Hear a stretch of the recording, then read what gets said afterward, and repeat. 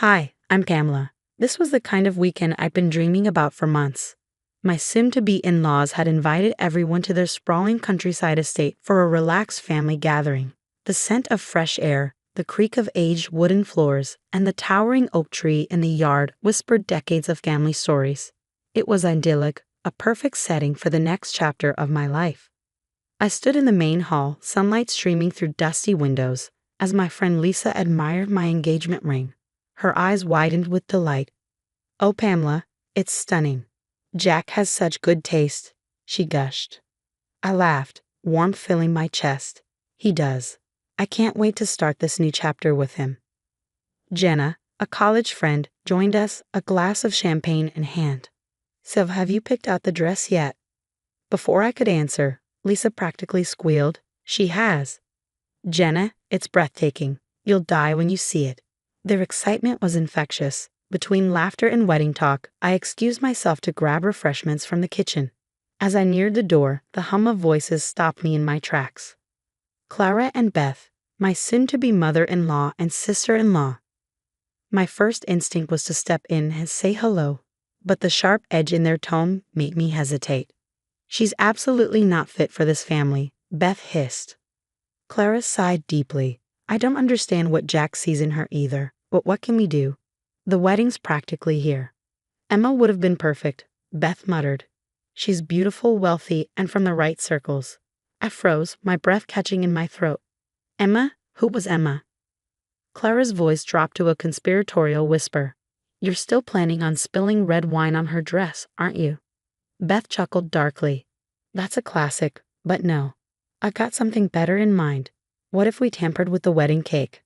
Imagine the chaos if everyone got sick." The calculated malice in her tone sent a chill down my spine.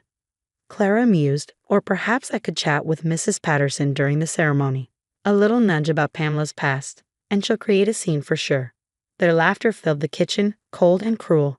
My heart pounded, a lump forming in my throat. How could they? Why? Retreating silently, I returned to Lisa and Jenna, my face pale. They immediately noticed. "Pamela, what's wrong?" Lisa asked, her voice full of concern. I hesitated before telling them everything. Their reactions mirrored my own. Jenna's eyes flashed with fury. "Those witches. Who does that?" Lisa grabbed my hand, her grip firm. "We're not letting them get away with this, Pamela." A sense of determination settled within me. They think I'm an easy target, but they're in for a surprise. Our conversation stretched into the night, plans forming amidst the shock. I wasn't alone. Whatever Clara and Beth had planned, I had my friends by my side, ready to fight back. When I returned to my childhood home the next day, the memory of their laughter still haunted me, biting at my peace. I needed more support, and there was no one better than Sasha and Mia to confide in. As the evening sun bathed my living room in gold, I poured my heart out. "You're telling us Clara and Beth are sabotaging your wedding?"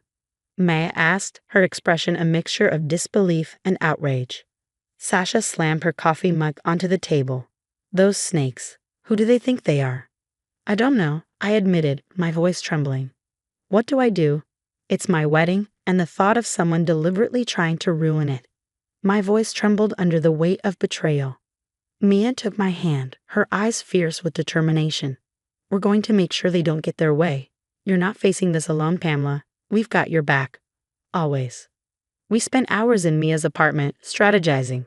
Sasha, ever the planner, had a notebook open, jotting down ideas. "All right, Pamela, we need a game plan," she said, tapping her pen.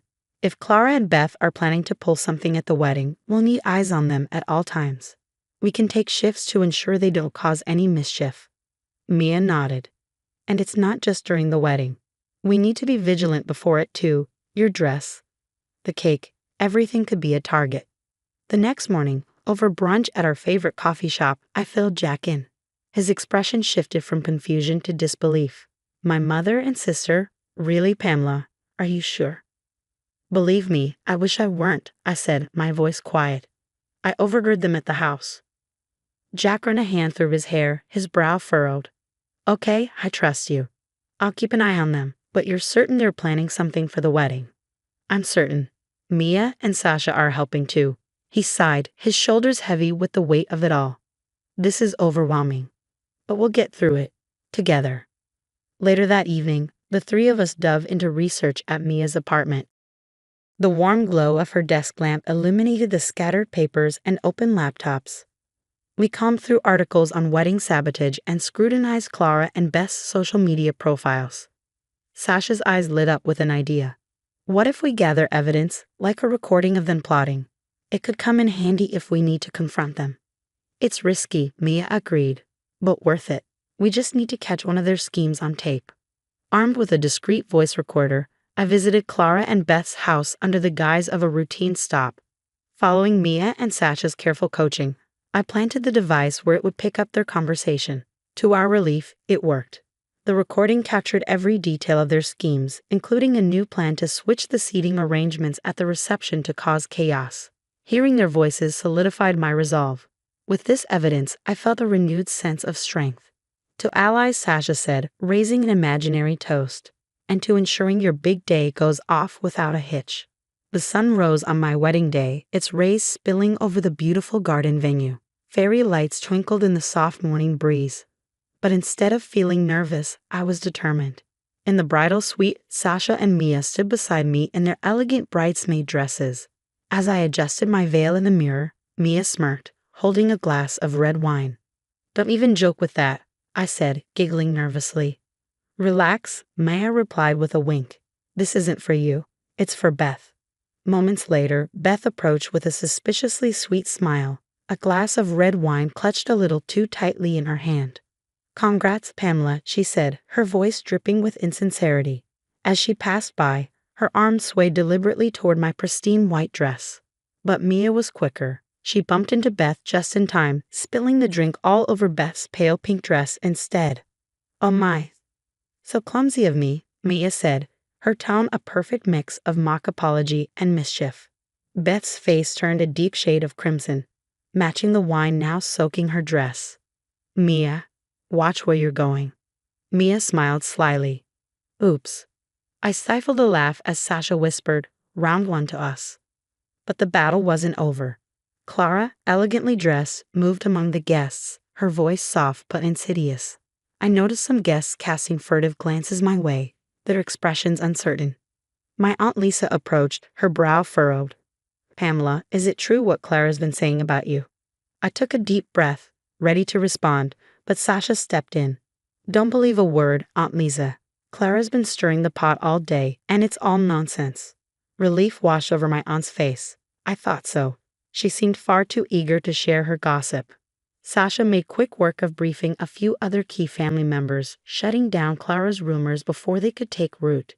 The focus shifted back to the joyous occasion. The ceremony itself was magical. Under a canopy of greenery and twinkling fairy lights, Jack and I exchanged vows. Surrounded by the love of our friends and family, nothing else mattered. The sabotages felt like a distant memory. As the evening wore on and the reception came alive with music and laughter, I couldn't help but smile. Feeling just a touch vindictive, I discreetly played the recording of Clara and Beth's scheming for a few close family members. The range of expressions on their faces was satisfying. Shock, disgust, and disbelief rippled through the room. Jake, usually the family's light-hearted jokester, was uncharacteristically serious. "I can't believe they'd stoop so low." Lucy, my cousin, shook her head in disbelief. "That's just inexcusable." Word spread quickly. Though no one openly confronted them, the chilly reception Clara and Beth received was undeniable. The once chatty pair suddenly found themselves ignored, avoided, and treated like pariahs in their own family gathering. Sasha leaned in, her voice dripping with satisfaction. "Justice served, Pamela, and in the best way possible." I smiled, feeling a lightness I hadn't felt in weeks. The rest of the evening was filled with dancing, laughter, and love. As Jack twirled me around on the dance floor, the worries and plots of Clara and Beth felt like a distant storm, leaving behind a breathtaking rainbow in its wake. The rhythmic sound of waves crashing against the shore mirrored the steady beat of my heart. Here I was in paradise, a stunning beach resort with Jack by my side. Sitting on the balcony of our honeymoon suite, a drink in hand, I let myself breathe in the beauty of the horizon stretching endlessly before us. Jack turned to me, his expression serious, tinged with regret. "You know, I've been thinking about everything that happened." Pamela, I'm so sorry I doubted you. I looked into his eyes, seeing the sincerity of his words. It's okay, Jack. I get it. It's hard to believe your own family would do something like that. He took a deep breath, his voice heavy with emotion. I'm just grateful you had the courage to stand up to them. Honestly, I can't imagine how our wedding would have turned out if it hadn't been for you, and Sasha and Mia. A soft smile tugged at my lips. We do make a pretty good team, don't we? He chuckled, his tone lighter.